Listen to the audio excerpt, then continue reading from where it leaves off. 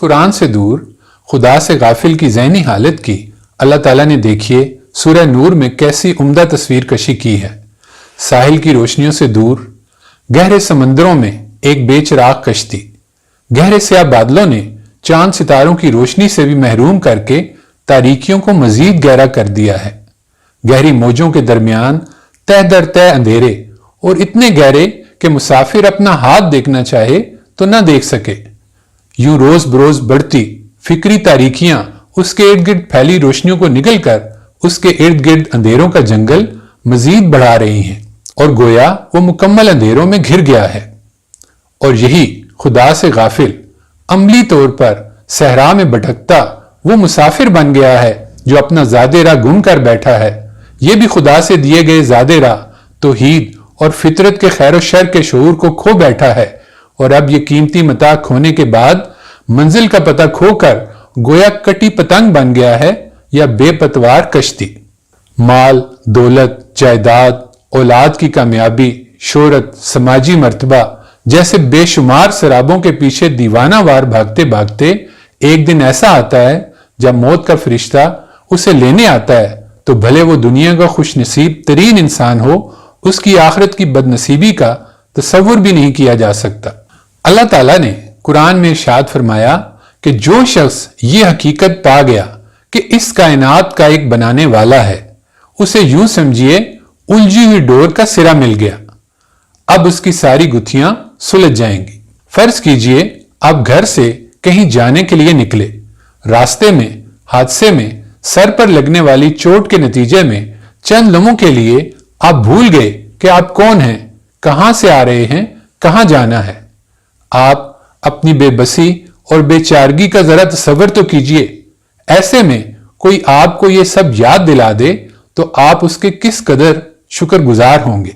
कुरान के बगैर इंसान उस मुसाफिर की तरह है जिसे ना ये मालूम हो कि वो कौन है, कहां से आया है, और ना ये कि उसे जाना कहां है। हमारे इर्द गिर्द की दुनिया को ऐसा बनाया गया है कि खुदा के अब्दी पैगाम इससे मुसलसल नशर हो रहे हैं। सूरज सुबह शान से तुलू होता, दोपहर गोया अपने उरूज को पहुंचता और फिर जवाल के बाद शाम को गुरूब हो जाता है। चांद एक माह में अंधेरे से आगाज, 14वीं का मुकम्मल चांद बनना और फिर घटते घटते अंधेरे में खो जाना। बीज कली बनते, फूल खिलते और फिर बिखर कर मिट्टी में मिल जाते हैं। गौर कीजिए तो यही इंसानों की अमूमी कहानी है। बचपन, जवानी, बुढ़ापा और फिर इस दुनिया से दूसरी दुनिया को रवानगी। हमारे इर्द गिर्द की चीजें गोया ये खामोश पैगाम मुसलसल नशर कर रही हैं। कुरान पढ़ते ही गोया इन सब को ज़बान मिल जाती है। ये सब गोया बोलना शुरू कर देती हैं। दुनिया का आर्जी होना, खुदा की हिकमतें, खुदा की बड़ाई एक एक चीज बयान करने लगती है। कुरान गोया वो स्विच है जिसके ऑन होते ही हमारे इर्द गिर्द हर तरफ रोशनियां जगमगाने लगती हैं। हमें शराब नहीं, चीजें अपनी असल सूरतों में दिखाई देने लगती हैं। कुरान हमें बताता है कि यतीम से छीना गया माल तुम्हें यहां सामाने ऐश लग रहा है, लेकिन असलन ये तुम अपने पेट में आग भर रहे हो। इम्तिहान की मोहलत खत्म होते ही चीजें जब असल सूरत में जाहिर होंगी तब तुम ये देख भी लोगे।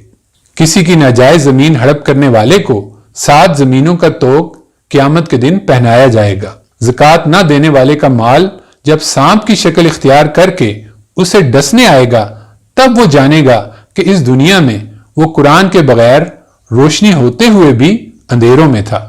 लेकिन अफसोस उस वक्त उसका ये जानना उसके किसी काम ना आएगा। इंसान की निगाह बार बार दुनिया तक उलझ के रह जाती है। कुरान के साथ जुड़े होंगे तो वो बार बार जाविये नजर दुरुस्त करता रहेगा।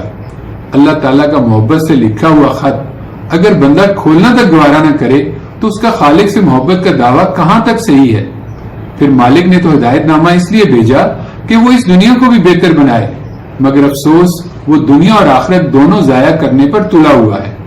फकत अपने गुमानों पर जिंदगी बसर कर रहा है, जैसा कि खुद कुरान पाक में सूरह बकरा आयत 78 में इरशाद है।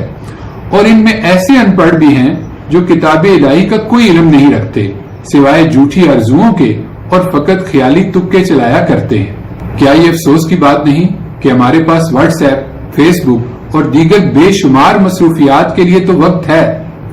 دوستوں، چاہنے والوں کے پیغام کا ہمیں انتظار رہتا ہے، لیکن سب سے زیادہ محبت کرنے والے مالک کے محبت بھرے پیغام، جس میں ہماری دنیوی اور اخروی فلاح کا راز چھپا ہے، اس کے لیے آدھا گھنٹہ تک نہیں۔